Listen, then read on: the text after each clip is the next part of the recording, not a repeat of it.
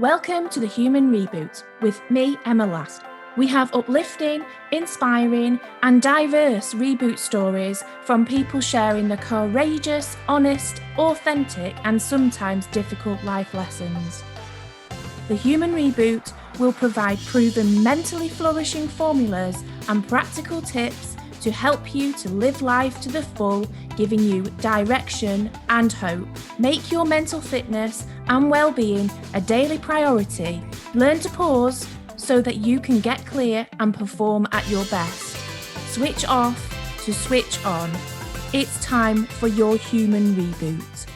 On the Human Reboot podcast today, I have with me Jobe Neal. Jobe helps coaches, consultants and course creators to build their marketing systems to get more clients and to sell more courses. He has always had an entrepreneurial flair and has worked creating many e-commerce stores and then more recently created his own marketing agency and consultancy business. Welcome, Jobe. Thanks for having me, Emma. Pleasure to be here. You are very welcome. So please, could you tell us a little bit more about what you do? Yeah, sure. So at the start of this year, I sort of moved away from the e-commerce stuff that I was doing for myself and wanted to launch something that was actually helping other people. So started off with the marketing agency, and what I found was a lot of people were coming to the agency to sort of be the answer, start doing all these things for me and fix my business. And that's just not really the case. So I started the consulting business to help more people that were at that stage and needed help, but weren't really at the stage to start having someone else come in and try and fix everything with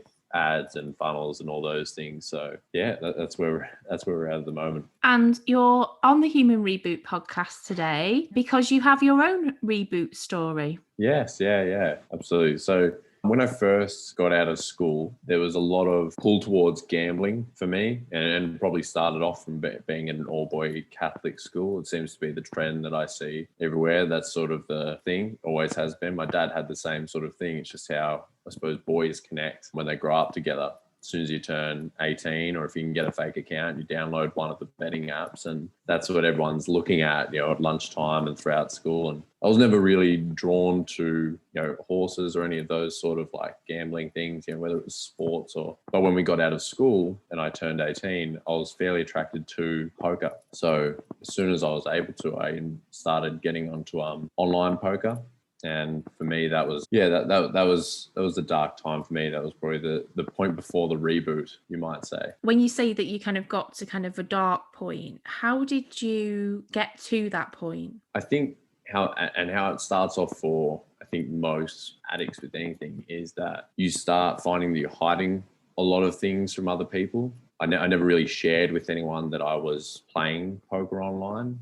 I kept it pretty tight to my chest, and what started to happen was that I was losing a lot of money, but it was behind closed doors, so no one was really aware of how much money I was losing at this time. So it was kind of like, for me, it was a dark time because there was a lot of like shame and guilt and depression that was related to this problem that I had, but it was everyone around me was unaware of it really. And there were some people that started to catch on a little bit and see that a few things were off, but nothing to the full extent of what it was. So how did you manage to pull yourself away from it or out of it and reboot, as we say on the Human Reboot? Yeah, so my journey out of it really was into business. I was into the e-commerce stores that we talked about earlier. And I think a lot of that for me was, I was very stubborn for a very long time that I wanted to make it work. I wasn't gambling for the sake of gambling. I really looked at it as a identity. Like I wanted to be one of those, pro poker players. So there was an element of like passion and addiction to the game, but also like this person that I wanted to be. So for a while, I attached all of my success into how could I make this work? And it became my version of success. So the only way out of that was really channeling, that identity of success into something else. And for me, that was other businesses and trying to be successful with e-commerce. And that went relatively well for a while. I think that's probably the important part that I share with people. Is it's much harder to just stop cold turkey, but it's also not a good result. It's not good to try and just wean off it either, because if that temptation is still there. So I think you kind of need to channel that energy into something else that has a similar feel to it, has a similar, like, gives you that same feeling, gives you that same, for me, that sense of purpose. And when you got to that point where you thought, right, something needs to change, what was that? There were a lot of red flags for a while. Like, there was, I think as soon as you start seeing a lot of the money coming out, there's that thing of like, well, do I stop? And I did that multiple times where I tried to stop, and it would just be a couple of days later where I would just pick it up again and put more money in, just because it was, and whether or not it was, and it might have only been $25 or something like that at the time. And I would try and just work at building that up. But for me, there was never really something that like fully made me go, you have to stop right now. That happened set in stone, I suppose is the best way to say. Like, a lot of times I would say it, but I would change every like 2 days. I would always fall back into it. So anything that happened, whether it was losing money, whether it was noticing that my mood was drastically affected by how this was going, whether it was hiding it from parents and friends and stuff like that, and people noticing that I wasn't myself. Those things all came to play. But I think really the only thing that really helped me sort of get out of it was not so much the negative of I have to stop because all these bad things are happening, but I have to stop because I have this other thing that needs attention. Yeah. The money that I would be putting into this. So yeah, that's probably the best way I can put it. It wasn't so much the red flags that came up, it was the option of an alternative. Yeah. So it's almost like I know that something needs to change because I don't like the way I'm feeling. So I need to find an alternative. And then when you've got that alternative, that takes more focus and energy. So therefore that detracts you away from what was maybe making you feel the way that you were. Yeah, absolutely. Instead of sort of just trying to, cut something cold turkey, if you can replace it with something productive, I think that makes, it sort of makes more logical sense as well. Like, how much harder is it to just give something up if you aren't putting something in that place? How long ago is that,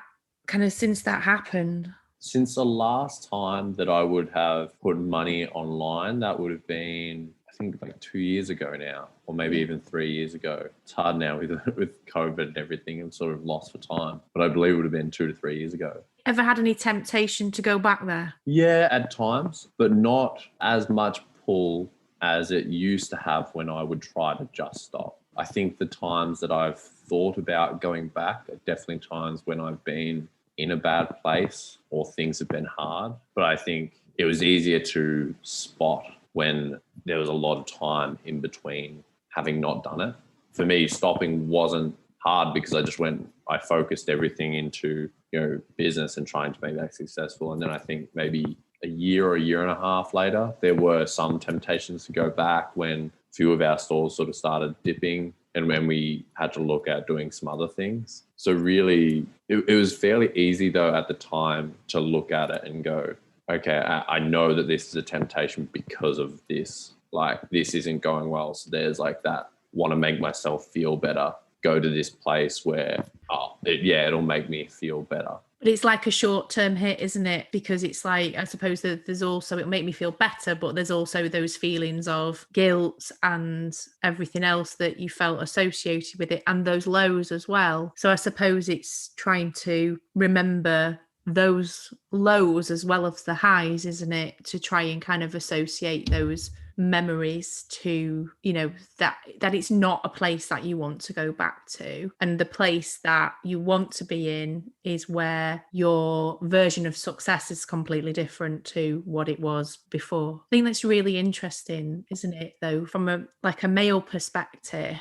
to, it's almost like it's that idol, isn't it? It's that sort of, idolizing that whole path to it and what it brings with it and the status and potential power that it brings with it. So I think it's really interesting, the way that you've explained it. Yeah, because I think a lot of people really focus a lot on the chemical side of addictions and stuff like that. And I think that it's probably even more important to look at the identity side. Like, how do you see yourself with that thing that's holding you back? Like, I think there's a lot more attachment from that side of things than there is like like, of course it makes me feel good, so I go to do it. But like, the thing that had the biggest impact for eliciting change was being able to shift the type of person that I wanted to be. I talked about this with someone the other day where it was like, I think if you looked at any type of addiction, for a lot of my other friends who were terrible more so with the betting apps, that was almost part of their identities as well. Like, if they rock up to a party or a friend's house, or they're at like, or we're at a sporting game or something like that, their stories revolved around different types of bets. The conversations that people would have with them were related to what they would be betting on, you know, whether they had any tips, what they were betting on and stuff like that. So I think it's like, it seems like a part of them. Yeah. And there's like a, you know, I want to be that guy because this is how other people see me. If I don't have that, maybe I'm boring. And I think that same thing pops up for some people that might more so be with like alcohol or drugs. It's how they show up to the party. You know, that's when they feel like they're funnest. So it's like, you know, if they think that not having that is going to make them boring or make them a person that they don't want to be or that people don't want to be around, then why would they try to lose that side of themselves? That's interesting as well, because that's almost like that social connection, isn't it? I mean, I've seen that massively, you know, in workplaces and things like that, where, you know, I've managed teams of, you know, different, well, I'm going to say boys, blokes. It is like boys and toys though, isn't it? Yeah. So, you know, in things like the soccer leagues, those sorts of things, over here it's, you know, if you were in the pub, it'd be like, oh, you're coming on the slotty. But it's that almost the thrill. But I think in terms of some of the kind of leagues and things that people can be in and things like that, and actually the team and social element of it and the power of people coming together, sometimes it's like, oh, well, we'll all just put a bit of money in it. And that might be just like, oh, well, that's just a bit of fun for me because I'm just doing it because everybody else is doing it. But for some people, that's only part of what they would be betting because they take it more seriously. That social dynamic is really interesting because often I have conversations with people where we talk about women, when women talk about their feelings, you know, they'll meet with a friend, they'll have a coffee, and they'll talk rubbish. It doesn't have to have a purpose. It's like, let's just meet for a chat. We've not seen each other for ages, and then let's just catch up. And that's just what it's like, you know, and that could be over a coffee, glass of wine, going for a walk, whatever that might be. But the purpose of that conversation is just to catch up and to talk. And in a lot of the training that I do, and a lot of the men that I've spoken to, they don't see it in that way. And on one of the courses that I did, we were talking about this whole kind of talking about your feelings. And one of the guys in the room said, I just find it so interesting because women talk face to face and men talk side by side. So that prompted even more discussion. And it's something that I discuss with so many people now because I think it's so true. So when we talk about men talking side by side, they meet because there's a match on. They're going to watch the rugby. They're going to play golf. They're doing something. There's a purpose generally to that meeting. Let's go to the pub because, you know, and we'll have a beer, or the footy's on, or we'll go and watch a rugby match. Can you see the difference in the two?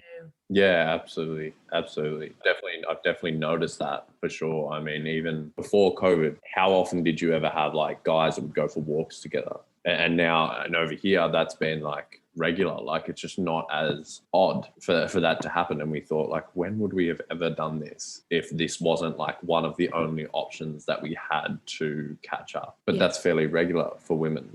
That's where it's kind of like a lot of girls sort of laughed at it, that I knew that like, it's just funny seeing guys going for walks now because that's never something that they've done before. And, and a lot of these like walk and talk meetings that's happening within businesses as well, whether that be the working remotely or not, because you can still do Zoom and walk at the same time. So you can still be connected to people on the phone or via Zoom. So there's great, walk and talk things going on within businesses as well. And I think it is important for us to be able to connect with our emotions and to be able to talk. And I think what you were saying before about that social element of gambling, that's really, I'd not thought about it in that way before, but I think that fits in the same way as this side by side talking does. Yeah, absolutely. And just on what you said then as well, I think there's like with that connecting with feelings and stuff, there's a thing at the moment, particularly with that I notice with guys. So you've got your mindset, your body set, and your skill set. And most guys really focus on more so the mindset and the skill set side of things. And we do tend to ignore the other side of the feeling side of things, which is kind of more important in a way, because how can you actually influence your thoughts without addressing how you feel about those thoughts, on a real sustainable long-term type of way. Yeah. And that is something that I've noticed a lot of men do ignore. And I think the women are a lot better at the body set side of things. With your gambling, did you seek out any help at that point? Or was it just like almost a shift in mindset that you did yourself? Yeah, I was determined to do it myself. I had people asking me if I wanted help and stuff like that. And I think for me, it was like, if I accept help, then I'm admitting that something's wrong. And that wasn't even like so much of a conscious thought as it was unconscious, because, if that conversation came up, then it pretty much got shut down very quickly. I didn't really want to start adding logic into the equation and trying to think about things objectively. To me, it was like, how do I justify this thing that I want to do? So yeah, for me, I had to do it by myself because I just wasn't willing to accept help, whether it was making it work or whether it was how I get out. Either way, I felt like I had to address that by myself. This is interesting, isn't it? Because often when we have a real clear vision of what we think that we want ourselves to be, admitting that kind of maybe weakness, it is really challenging. I found it really difficult to reach out for help when I needed it. And it was kind of more that I went more insular and went into learning about things. In hindsight, I do think that there are points when I look back that I could have reached out to maybe groups or to a coach or mentor earlier. I believe massively in having that support network around you when you're an entrepreneur in business. And when you're a leader of, within corporate, I don't think my path would have been the same path had I have had an external coach. Looking back on it, do you think that there were points when perhaps you should have accepted help or could have accepted help that might have accelerated, your recovery, let's say? Potentially. I think it was, like I said, it was hard because I shut down a lot of those conversations whenever they came up. Like in my mind, a lot of them never really happened in a way. Like it's hard to think back to because I shut them out so much. I think the one thing I can say, if you know anyone that was actually going through something like this or is going through a hard time, is letting them speak without any judgment. Because I think I would have opened up more so to people and let people in to help if I had have been able to talk about it. It was so shut off. I really didn't let anyone understand the extent of how bad it was at all. So in that way, like the only real options I had for people that were trying to help were when they started asking questions, and the questions that they asked, and it wasn't their fault because, how can you not you're worried and you're frustrated when someone isn't opening up to you. So I don't blame anyone for being like this, but the questions that were asked almost implied that there was something wrong with me. So it did make it really hard to start talking about and start opening up to actually get to that point of being more problem aware And then we could actually start, once I'd aired it out to them, then we could have started looking at some solution aware type of things and then trying to actually craft a plan. But really, there weren't a lot of solutions that were coming up. It was more so the only real time I had something come up was when my parents started getting more caught onto it. And again, it's not a shot at them, because no one, unless you have been through it or really know how to deal with it, it's hard to know. But their way of dealing with it was sort of punishment in a way, like, finding ways to cut me off from, certain things, rather than, how do we try and understand this and get him to talk about it, and then really try and attack it from there. Yeah, that's really interesting. It's almost that judgment creates a barrier. Yeah, it creates shame, and shame, automatically shuts us off, because no one wants to feel that way. So the only way to avoid that is to avoid the conversation. Why would you keep feeding someone opportunities to keep making you feel shameful? And I'm not saying to go out and encourage people, but all you really have to do is hold space. If there was any advice you could give anyone, or any tips for anyone that perhaps is in that place now, what would you say? For someone that's going through it now, I think speaking about it, like, try and find someone that will just hear you out and won't judge you.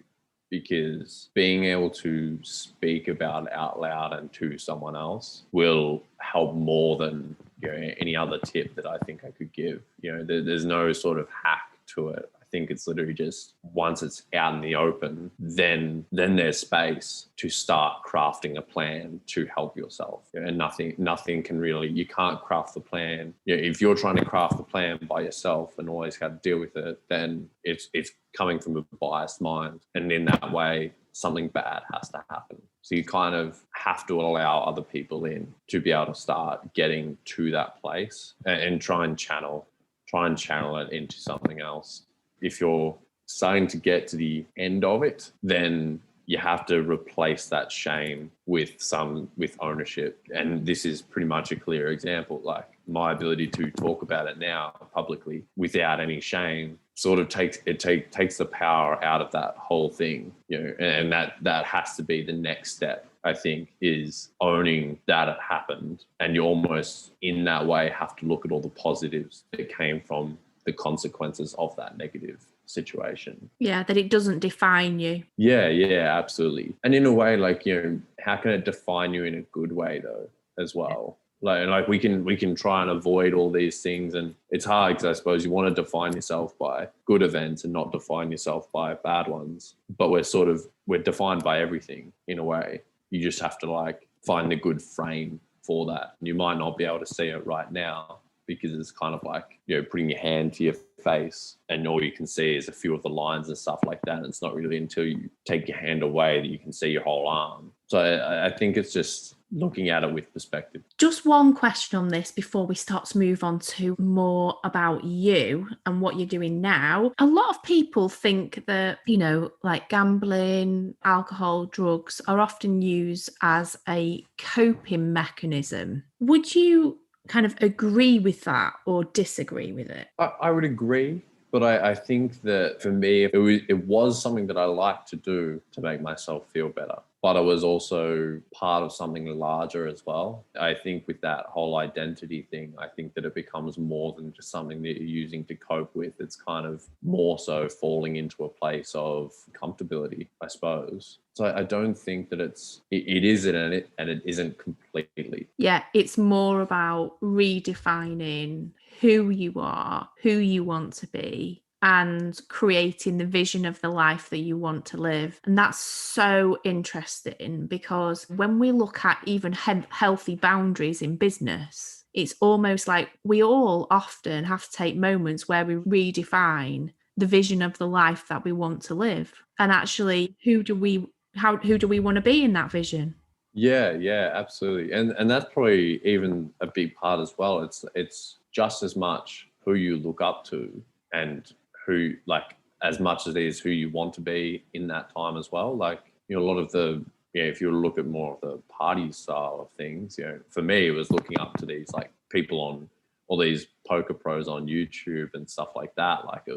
I went through heaps and heaps of hours of videos of those guys playing. And for someone that has a drinking problem or a drug problem or something like that, there's probably someone in their environment that they look up to on that scale. Or have seen at some point, in their life, or, see it as enjoying their life in a certain way, maybe. Right then, let's find out a bit more about you. So on the Human Reboot, we often have high-performing people. Our listeners are people who are high achievers, who want to stay high achieving. And so we talk about the importance of not burning out. So how do you switch off so that you can switch on and perform at your best? Yeah, so I've got a pool table in my garage at the start of this year, and that's been a big thing for me. That's sort of my go out and just start playing pool. I can't even remember now who wrote the book, but it was Praising Idleness, and basically it defined two different types of idleness. I could go out, I could go and sit on the couch and go on my phone or watch TV. It's very passive. So for me, when I'm trying to actually recharge, it's going out and playing pool or going for a walk, and that type of active idleness. And I find that I come back a lot more refreshed from activities like that rather than anything that completely switches me off. Yeah. So a difference between, the differences in the idleness like you've just talked about, the way that you switch off helps you to find, your active idleness helps you to find energy. Yeah, absolutely. Part of it for me with, I get energy from working out and playing sport and stuff like that as well. But I think the big thing for me with, I'm working at a computer all day and doing a lot of conversations and a lot of task heavy jobs, that really for me, it's how do I switch off my mind so I can come back and be fresh? So yeah, I find that playing pool, which sort of for me doesn't feel like a very mind taxing thing. Yeah, exactly. And some of that as well, I like to play chess as well, because I could just play without having to think too much. Seems silly. Some people, if I wanted to do really well, I would focus a lot more, but it's also something that I can just play without too much thought. So I think it's, for some people it might be, doing Sudoku or a crossword or something like that as well, I think sort of falls into the same category. I have actually been playing some pool over the last few months, but not actual pool. It's on your phone, or? Yeah, there's a little app on your phone where you can choose different games to play and sometimes play it with the kids. I do like that one. I wish I could see the, how it has the lines where you can see where the balls are going to go after you hit them. I wish I could do that in real life. I'm not having a game with you though, because I bet you're really good. I'm not as good on the app one as I am in person. Yeah, I'm not. I'm definitely not a high performer in that app playing. But it has been quite, it's just looking at different things as well sometimes, isn't it? When you're with other people, and when I've been trying to get the kids off the phones and things like that, we can do walking and things. But sometimes it gets to the point where it's right, well, how can I interact with them when that's stuck to their face? So it's well, I'm playing pool with mum. Yeah, so it's it was just I just thought it was quite funny. I'm going to ask you one question before we move on to the second to last question.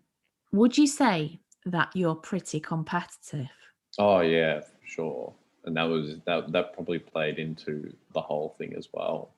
Definitely. When we've just talked about things before, talked about things that you learn to move on, are there some key learns that you've learned, would you say, that are now helping you with your journey in life? Yeah. I mean, there's so much that I learned about myself. I think it was a real reflection of just who I am at a really core level. It was very raw, sort of the feelings that I had while I was playing and everything like that, and sort of how I dealt with that at the time is definitely okay. So that's the way that I can go if things go bad, if I'm not an open person and everything like that. So there was an understanding of myself there's always like a lesson, there's always like something that comes out of a bad situation as well. And I think with poker, like there was so much I learned from the game itself that really applies to life. One of the biggest things is like decision making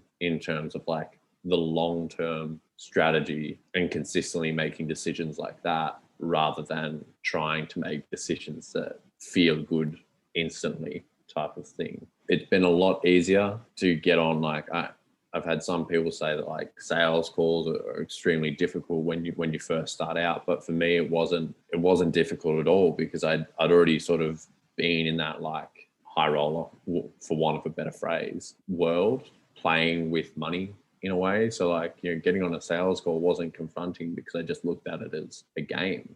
That's really interesting. So if people have got fears around selling, let's say, or sales, what tip could you give them around that? Do heaps of them. In as much as you can. So many different sales tactics and other things that people will try and preach about, and to extent a lot of them work. But the biggest thing is just like your confidence on a call. How do you get behind what you're actually trying to sell? Particularly now when a lot of us are selling through Zoom. So I not only can hear your voice, but I can see you. It matters so much with how you actually show up to that call, because I intuitively can look at you and see you don't believe in what you're trying to sell. So I think getting on a lot of calls gives you confidence. And the other thing would have confidence in what you're actually trying to sell. If you're selling crap, then you're selling will be crap. And something that someone once taught me was around practice. You know, practice makes perfect, and you can't expect to do a new sales call and be good at it straight away. You know, we need to practice these things. So the more you can do, the better. Absolutely. And just know that the first one isn't going to be how you would like it to be. It doesn't mean that it'll go poorly, because you can still show up, and as long as you're, like I said, selling something that you believe in and being genuine on the call with how you think it could help someone, then that still shines through beyond any other sort of sales tactic or other stuff like that. And I think the one thing that I would say is, like, if you're trying to look for all these different sales things that are going to help you do better in sales without really backing in what you're trying to sell and how it will help someone on the call first, then just stacking tactics on top of each other that are going to get exposed. Have you heard of the theory, count the no's, not the yeses? I have heard of that. I don't mind it in like a theory sort of way, but I think if there's too much focus on trying to capture all of the no's, then you sort of it's sort of a little bit counterintuitive eventually. Yeah, it definitely defeats the object. But I think it's a good way in terms of your mindset to get yourself going. You've got to get some no's to get the yeses. Yeah, absolutely. I suppose in that way of like looking at it like that, there was one YouTuber that's got millions and millions of followers. I think the best advice that he was trying to give, he was asked, what's the best advice you have for like an aspiring YouTuber? And it was just do 100, get to your 100th video as quick as you can. Like, understand that like your first 100 will be crap. If you just get to that 100th as quick as you can, then it's going to get better from there. There's nothing else that like anyone else could try and like tell you about how to do things, you know, in the beginning that you're just like automatically going to be good at. You just have to, it goes back into that whole practice thing. I suppose it's the same way with, you know, capturing the no's, is there's more that you learn from just doing quantity that eventually it will become quality. Yeah, there's got to be some practice in there and some balance, hasn't there, between the two? So, which leads me beautifully on to, if you could share your flourishing formula for living. So that could be a key learn, a mantra, something you live by, something that helps you, that might help our listeners' journeys. The one that I really like is, if you're overthinking, write. If you're underthinking, read. And if you're just thinking, then do both. I can't remember the last part, but I do. That is something. The first two is definitely something that I do a lot of, in terms of if I'm having trouble with my ideas and I feel blocked, then I will go and read, or I'll watch or listen to something that's kind of thought-provoking. If I feel overwhelmed by my thoughts or anything else, and the best thing for that is writing it down. Oh, and I absolutely agree with that, because journaling is a massive part of what I do. Now, my journaling is not necessarily the most, textbook journaling. Mine's whatever comes out of my head, if that makes sense, or whatever I feel I need, or whatever. I just go with my feelings. And it could be that I feel quite passionate about a subject. For example, it could be that, I want to write something because I've seen something and it's provoked a response in me and I feel really passionate about that response. So I write that down, and that might actually turn into a social media post, so it could be that it does actually help my business. Interesting. I do love a bit of journaling. So if you're overthinking, write. If you're underthinking, read. I absolutely love that. Thank you. That's amazing. Any books or recommendations of communities or anything that you feel that it will be well worth sharing with our listeners? One that I'm reading at the moment is The Unstoppable Beacon by one of my mentors, Anthony Hammock's. And it really talks into that mindset, skill set and body set. And I think that one's a really powerful one for people. Brilliant. I will take a look. And if anyone wants to get in touch with you, Jobe, how are they best to do that? Yeah, I mean, you can find me on LinkedIn. I also have a Facebook group called Organic Marketing Systems for coaches, consultants, and course creators that you'll be able to find me in as well. Thank you so much. And we'll pop those details in the show notes. I have loved this conversation, and thank you for being so open about, your previous challenges. And I am so glad that you've overcome them. Thank you very much for having me on. And I hope this interview is able to help someone. I really like what you're doing with this podcast as well. Thanks, Joe. Thank you for listening to the Human Reboot podcast. I'm Emma Last, and if you've enjoyed this episode, please leave me a 5-star podcast review and visit thehumanrebootmovement.com, where you can find downloadable free resources, sign up to my mailing list, or connect with me on social. So that's thehumanrebootmovement.com. Let's switch off so we can switch on. It's time for your human reboot.